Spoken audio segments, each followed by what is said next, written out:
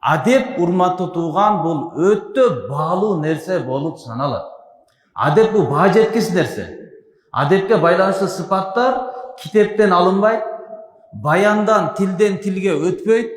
Бұл адептүүлөр менен жүрүп гана калыптана турган, үйрөнө турган, жашоого алып келе турган бир бул баалуулук.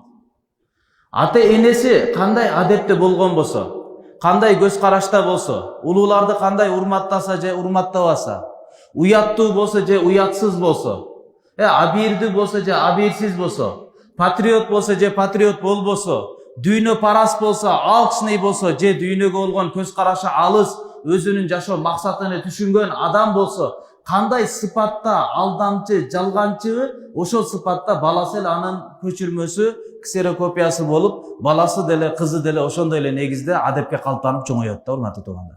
Өзүңдүн теңдешиң мектепте окуган, университеттерде чогуу окуган, өзүңүздүн эле ошо теңдеш болуп жүргөндөр, же кесиптешиңиз, же болсо кошунаңыз, ушундай балдар бар, карасаң өтө аракетчил, жалкоочулук деген сыпаты жок. Адилеттүү, эмне сүйлөсө, эмне чечим чыгарса адилеттүүлүк табиятына калыптанып калган.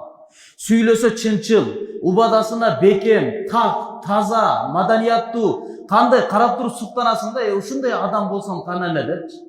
Бул каяктан алды мындай баалуулукту? Окуп китептен алып алдыбы? Же базардан сатып алдыбы? Ата энесинен улам буга мурас болуп өткөн эң чоң баалуулук эле бул адеп ахлактуулук.